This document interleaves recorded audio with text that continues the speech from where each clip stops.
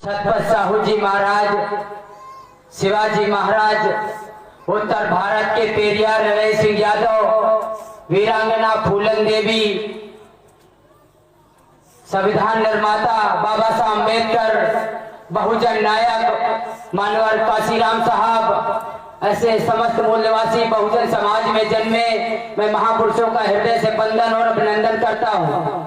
तो अपनी बात 5-10 मिनट के अंदर समाप्त कर दूंगा। बाबा साहब अम्बेडकर के बारे में और तथागत बुद्ध के बारे में हमारे पूज्य गुरुजी भंते जी ने आपको बहुत सारी जानकारी दी हो, लेकिन अभी गुरुजी ने एक बात कही कि आखिर संविधान में कितने संशोधन हो गए हैं और 5-10 साल के अंदर क्या होने वाला है और वर्तमान में भारत की स्थिति क्या है। मैं उन मुद्दों को आपके बीच में रखना चाहूंगा।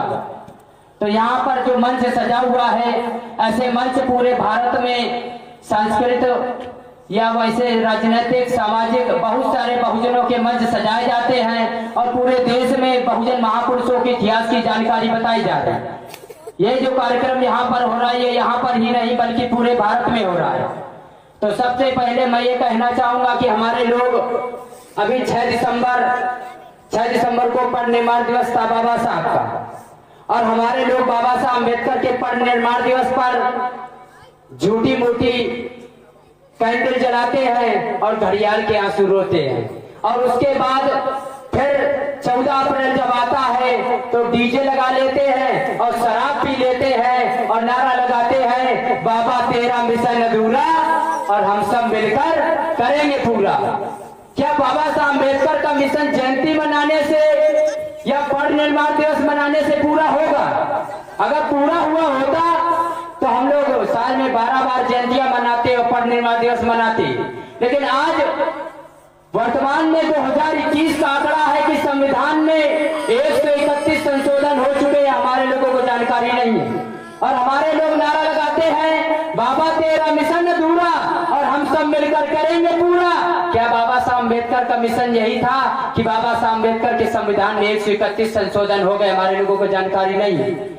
और सबसे बड़ी बात, बाबा साहब अम्बेडकर ने जो संविधान लिखा वो पूरे देश के नागरिकों के लिए लिखा, ना कि किसी एक जाति के लिए या धर्म के लिए लिखा। लेकिन बाबा साहब अम्बेडकर के संविधान को और बाबा साहब को एक जाति तक बदनाम करने का काम हमारे बहुजन समाज के बुद्धिजीवी लोगों ने किया। उन लोगों ने क्या किया? दलितों के मसीहा बाबा साहब अम्बेडकर। क्या बाबा साहब अम्बेडकर केवल दलितों के मसीहा थे? बाबा साहब अम्बेडकर ने जो मिशन चलाया वो मिशन पेरियार रणजीत सिंह यादव ने चलाया। बाबा साहब अम्बेडकर ने जो मिशन चलाया वो छत्रपति साहू जी महाराज ने चलाया जो कुर्मी थे। बाबा साहब अम्बेडकर ने जो मिशन चलाया वो ज्योतिबा राय फूले ने चलाया जो माली थे। बाबा साहब अम्बेडकर ने जो मिशन चलाया वो तथागत बुद्ध ने चलाया जो शाकवंश के कुशवाहा थे। बाबा साहब अम्बेडकर ने जो मिशन चलाया वही मिशन जगदेव प्रसाद कुशवाहा ने चलाया जो कुशवाहा थे। बाबा साहब अम्बेडकर ने जो मिशन चलाया वो हमारी फूलन देवी ने चलाया जो कि निषाद थी। आखिर बाबा साहब अम्बेडकर का मिशन दलितों का मिशन कैसे हो गया, जब ये मिशन पूरे बहुजन समाज का है और हमारे पूरे बहुजन समाज के महापुरुषों ने मिलकर लड़ाई लड़ी। लेकिन वर्तमान की स्थिति क्या है, यहाँ पर अगर मंच पर देख लिया जाए तो ओबीसी का एक भी आदमी नहीं होगा। बाबा साहब अम्बेडकर ने बटी हुई बहुजन समाज की 6743 जातियों को एक संगठित किया, SC ST OBC माइनॉरिटी बनाया। आज बाबा साहब अम्बेडकर की जयंती मनाने का ठेका मुझे लगता केवल समारोह ने ले रखा है, जबकि शेड्यूल्ड कास्ट में 80 में 1700 जातियां हैं, शेड्यूल्ड ट्राइब में 1000 जातियां हैं, OBC में 3743 जातियां हैं, और हमारे लोगों को पता नहीं है। हमारे लोग कहते हैं दलितों के मसीहा बाबा साहब अम्बेडकर, समारोह के मसीहा बाबा साहब। अगर ये मिशन केवल बाबा साहब ने अगर एक जाति के लिए काम किया तो उनको मैं बता देना चाहता हूँ कि बाबा साहब अम्बेडकर ने संविधान का आर्टिकल 340 ओबीसी के लिए लिखा, संविधान का आर्टिकल 341 और 342 SC ST के लिए लिखा। तो फिर बाबा साहब का मिशन, ये चमारों का दलितों का मिशन कहाँ से हुआ? हमारे लोगों ने ये मान लिया, और ये बात मान लेना सबसे बड़ी बात है कि आज बाबा साहब अम्बेडकर का जो मिशन था वो बहुत पीछे जा चुका है। क्योंकि बाबा साहब अम्बेडकर का नारे लगाने, बाबा साहब अम्बेडकर के नारे लगाने वाले लोग ज्यादा है, जय जय भीम जिंदाबाद मुर्दाबाद करते हैं। लेकिन आखिर वर्तमान में भारत की स्थिति क्या है, ये हमारे लोगों को जानना चाहिए। भारत में वर्तमान में ईवीएम मशीन के द्वारा हमारे वोट के अधिकार को छीना गया। ईवीएम मशीन कोई राजनीतिक मसला नहीं है, बल्कि ईवीएम मशीन के माध्यम से हमें जो वोट का अधिकार, राजा बनने का अधिकार मिला था, उसे ईवीएम मशीन के माध्यम से छीना गया। हमारे लोगों को पता नहीं है ईवीएम मशीन में घोटाला होता है और 200% होता है। 8 अक्टूबर 2013 को सुप्रीम कोर्ट ने कहा कि ईवीएम मशीन में फ्री, फेयर एंड ट्रांसपेरेंट चुनाव नहीं हो सकता, और हमारे लोगों को जानकारी नहीं। क्योंकि बाबा साहब अम्बेडकर ने एक बात कही थी कि जो शिक्षा वो शेरनी का दूध है, जो पिएगा वो दहाड़ेगा। हमारे लोगों ने शिक्षा नहीं शराब पी। अगर शिक्षा का दूध नहीं बल्कि शराब पी, अगर हमारे लोगों ने शिक्षा पी होती तो सवाल खड़ा करते कि जो वोट का अधिकार हमें राजा बनने के लिए मिला था, वो ईवीएम के माध्यम से आप लोग हमारे वोट के अधिकारों का हनन कर रहे हैं।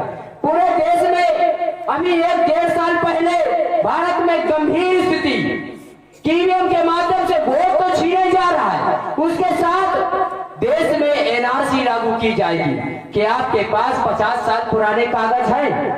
बताइए, ये मिशन बाबा साहब अम्बेडकर ने जो संविधान लिखा उसके अधिकार है, वो छीने जा रहे हैं। आपके पास अगर 50 साल पुराने कागज नहीं होंगे तो आप इस देश के नागरिक नहीं माने जाएंगे, और आपको अगर अधिकार मिले हैं तो हम इस देश के भारतवासी हैं, हम इस देश के नागरिक हैं। तब हमको पढ़ने का अधिकार मिला, बोलने का अधिकार मिला, बैठने का अधिकार मिला। आईएएस, पीसीएस, डॉक्टर, इंजीनियर, वकील जो बने वो संविधान की बदौलत बने, क्योंकि हम इस देश के नागरिक हैं। तो उन्होंने सोचा कि इन लोगों की अगर नसबंदी करनी है तो देश में एनआरसी लागू करो, और एनआरसी में ये प्रोपेगेंडा रचा गया पूरे देश में कि एनआरसी के तहत इस देश से मुसलमानों को बाहर किया जाएगा, और हमारे SC, ST, OBC बेवकूफ लोग उनके पीछे लग गए कि इस देश से मुसलमान गायब कर दिए जाएंगे, भगा दिए जाएंगे, क्योंकि उनको जानकारी नहीं है। एक आंकड़ा है, असम में 19,48,000 लोगों की नागरिकता छीनी गई, जिसमें से 14,48,000 SC, ST, OBC के लोग थे, जिनके अधिकार खत्म कर दिए गए। इस देश की नागरिकता खत्म कर दी गई, और सारे संविधान से जो अधिकार मिलते हैं वो खत्म कर दिए गए, और केवल 5 लाख मुसलमान डिटेंशन कैंप में बंद किए गए, उनके अधिकार छीने गए। लेकिन हमारे लोगों को जानकारी नहीं है। एनआरसी के तहत उस देश में, उस आजाद भारत में 50 साल पुराने कागज मांगे जा रहे हैं। जिस देश में वर्तमान भारत आजाद भारत कहा जाता है, 15 अगस्त 1947 को ये भारत आजाद हुआ। हम ऐसी आजादी को अपनी आजादी नहीं मानते, क्योंकि बाबा साहब अम्बेडकर ने कहा था कि हमारी आजादी का आंदोलन नहीं है। अगर बाबा साहब अम्बेडकर ने ये बात कही थी तो बात बहुत खरी थी। आज वर्तमान का आंकड़ा है, अर्जुन सेन गुप्ता की रिपोर्ट है कि भारत में 83 करोड़ लोग आज भी भुखमरी का शिकार है। उस देश में कागज की मांग करते हो, हमारी नागरिकता की मांग करते हो। भारत में 55 लाख लोग आज भी भीख मांगते हैं। भारत में 35 लाख लोगों के सर पर छत नहीं है। भारत में 25 लाख लोगों के पास रहने के लिए घर नहीं है। क्या हम आजाद हैं? अगर हम आजाद होते तो क्या हमें मनरेगा की जरूरत पड़ती? इस आजाद भारत में कहा जाता है 15 अगस्त 1947 को आजाद हुआ और हम आजाद हो गए। अगर हम आजाद होते, आज गुजारा तो नरेगा से हो रहा है, राशन कार्ड से हो रहा है। हमारी स्थिति इतनी ज्यादा खराब है कि 5 किलो अनाज में हमारा गुजारा हो रहा है।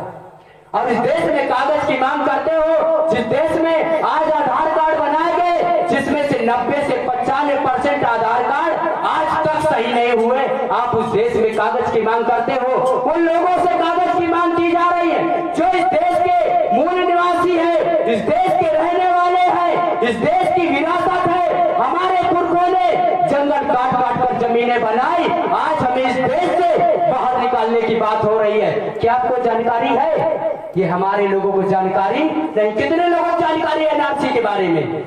एनआरसी के बारे में कितने लोगों को? एक आदमी को जानकारी। क्या यही एक या दो आदमी को? एनआरसी इतना बड़ा षड्यंत्र हमारे साथ में हो रहा है और हमको जानकारी नहीं है। उसी के लिए भारत में, पूरे देश में भारत बंद हुआ। हम अपने अधिकारों के लिए रोड पर उतरकर आंदोलन करेंगे और कर भी रहे हैं। देश में आज वर्तमान की स्थिति है 26 करोड़ युवा आज भी बेरोजगार है। 26 करोड़ युवा आज भी बेरोजगार है और वो लाठियां खा रहा है रोड पर, धरना प्रदर्शन पर। वर्तमान भारत की स्थिति यहां तक आ गई है। हम लोगों को अपने अधिकारों के प्रति सतर्क रहना होगा, भारत के संविधान को बचाना होगा। मैं कहना चाहता हूं 2019 में संसद भवन के बाहर संविधान को जलाया गया और 131 SC/ST के सांसद अपना मुंह तक नहीं खोले। 131 सांसदों ने अपना मुंह तक नहीं खोला। अगर भारत के संविधान के प्रतियों को जलाने की जरूरत की जा सकती है और हमारे लोग चुप बैठे, उनको जानकारी नहीं है, तो आने वाले समय में संविधान को पूर्णतः खत्म करके आपको गुलाम बना दिया जाएगा। मैं आपको आगाह करने आया हूं। अगर इस देश के संविधान को बचाना है तो बाबा साहब अम्बेडकर ने जो संविधान बनाया वो त्याग और समर्पण की बदौलत बना। बाबा साहब अम्बेडकर ने अपने बच्चों के प्राणों की आहुति दी। बाबा साहब अम्बेडकर ने इतनी जिल्लत झेली, उसके बाद ये भारत का संविधान तैयार हुआ। जो भारत का संविधान है, दुनिया का सर्वश्रेष्ठ संविधान है। उस संविधान को बचाने के लिए हम लोगों को पुनः त्याग और समर्पण की जरूरत है। उसका वर्तमान में आपको रिजल्ट बताते हैं। 2 अप्रैल 2018 को SC/ST एक्ट के विरोध में भारत बंद हुआ था और लगभग 90 से 95 लोग जेल गए। 13 लोगों को गोली से मारा गया और SC/ST एक्ट सुप्रीम कोर्ट से बहाल हुआ। ये त्याग और समर्पण की बदौलत हुआ। उसके बाद 5 मार्च 2019 को ईवीएम मशीन 13 पॉइंट रोस्टर और 10% आरक्षण के विरोध में पूरे देश के 550 जिलों, 4,500 तहसीलों, 55,000 ब्लॉक के 4.5 लाख गांव तक हम लोगों ने इस देश के भारत बंद को, मुहिम को छेड़ा और भारत बंद किया।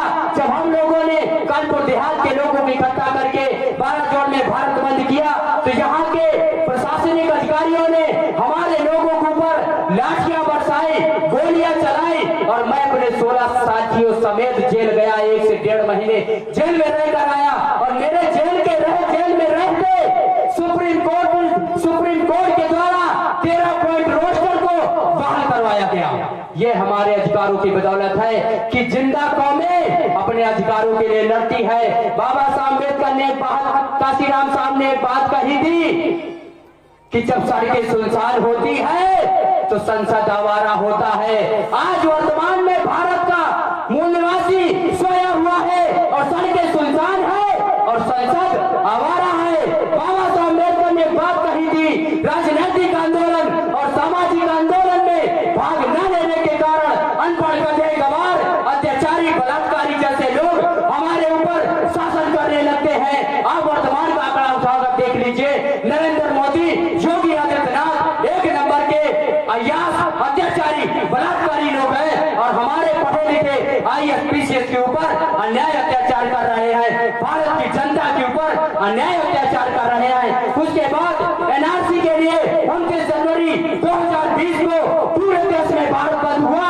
जब भारत बंद हुआ उसमें हमारी एक मांग थी कि NRC में अगर आप लागू करना चाहते हैं NRC तो DNA के आधार पर NRC लागू की जाए। जब बात DNA पर आई तो ये सरकार 20 कदम पीछे हट गई, क्योंकि जब बात DNA की होगी तो DNA से प्रमाण हो जाएगा कि इस देश में असली मूल निवासी कौन है और इस देश में आज 8 विदेशी है, इसका खुलासा हो जाएगा। अगर खुलासा हो गया तो इस देश से किसका बंदोबस्त होगा आप जानने वाले लोग हैं। तो ये बात एनआरसी के दौरान जब भारत बंद हुआ था तब से लेकर आज तक नरेंद्र मोदी अमित शाह ने सीए और एनआरसी पर बोलना बंद कर दिया। ये हम लोगों के अधिकारों की बदौलत है। ये लड़ाई जारी रहेगी। आने वाले 31 जनवरी को ओबीसी की जाति आधारित जनगणना के लिए राष्ट्रीय पिछड़ा वर्ग मोर्चा के राष्ट्रीय अध्यक्ष चौधरी विकास पटेल के द्वारा देश के 562 जिलों में, देश के 31 राज्यों में, 5000 तहसीलों में, 5600 ब्लॉक में, 5.5 लाख गांव तक हम लोग जाएंगे और आने वाले 31 जनवरी को पूरे देश में ओबीसी की जाति आधारित जनगणना के लिए और किसानों के अधिकारों के लिए और विद्यार्थियों के लिए, महिलाओं के लिए, इस देश में समस्त मजलूमों के लिए देश में 31 जनवरी को फिर से भारत बंद होगा। आपको उस भारत बंद का हिस्सा बनना है और इस लड़ाई को बहुत आगे तक ले जाना है। अगर आप लोग सही समय पर सही फैसला नहीं लेंगे तो शायद है आपकी नस्लें और फसलें बर्बाद हो जाएंगी। एक उदाहरण देकर अपनी बात को समाप्त करता हूँ। गांव में अभी लाही की फसल बोई गई है और मार्च के दौरान लाही की फसल कटने को आती है और गांव में हमारे लोग कहते हैं कि अब लाही की फसल कटने वाली है। अगर 5-10 दिन के अंदर इसको सही समय पर नहीं काटा गया तो ये बर्बाद हो जाएगी। उसी तरीके से अगर वो बर्बाद होगी, किस लायक की बचेगी? आप उसे बटोर सकते हैं? बिल्कुल बर्बाद हो जाएगी। उसी तरीके से आने वाले 5-10 साल के अंदर इस देश के संविधान को उसी फसल की तरह नष्ट कर दिया जाएगा और आपकी हालत, नस्लें और फसलें दोनों बर्बाद हो जाएगी। इस भारत का मूल निवासी अकाल मौत मरेगा, गुलामी की जिंदगी जिएगा। इसलिए आगाह करना चाहता हूँ, अपने अधिकारों के प्रति किसी से मत लड़िए, क्योंकि 31 जनवरी भारत बंद को राष्ट्रीय मुस्लिम मोर्चा के राष्ट्रीय प्रभारी चांद मोहम्मद साहब, राष्ट्रीय पिछड़ा वर्ग मोर्चा के चौधरी विकास पटेल और पूरे भारत में सबसे विशाल संगठन जो जिसमें 4000 लगभग 4300 जातियों के लोग एक मंच पर काम करते हैं, उन लोगों ने इस भारत बंद को समर्थन दिया हुआ है। आने वाले 31 जनवरी को इस देश में हमारे अधिकारों के लिए, इस संविधान को बचाने के लिए कोहराम मचेगा।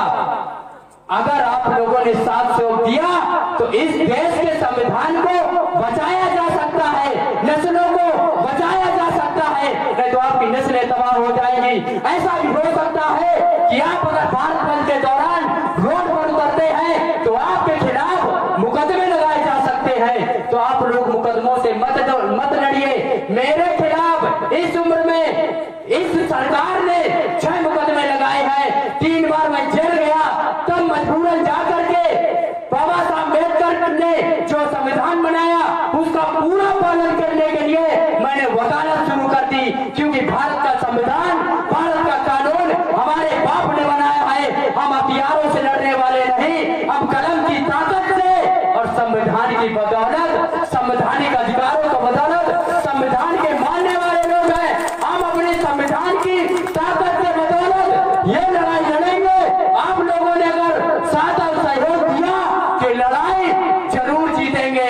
तो ये आसमां बेरंग है, बेरंग ही सही, और ये जमीन तंग है, तंग ही सही। हम अमन चाहते हैं, जंग नहीं। अगर तुम जंग चाहते हो तो जंग ही सही। एक बात कि हम टूटे हैं, बिखर नहीं गए। हम 6743 जातियों में टूटे हैं, बिखर नहीं गए। अपना घर छोड़कर किसी के घर नहीं गए। सुन लो संसद भवन के बाहर संविधान को जलाने वालों, पेरिया ललन सिंह यादव, जगदेव प्रसाद कुशवाहा, फूलन देवी, छत्रपति साहू जी महाराज, तथागत बुद्ध और बाबा साहब अम्बेडकर की औलादें भी जिंदा है और अब मर नहीं गए। जय भीम।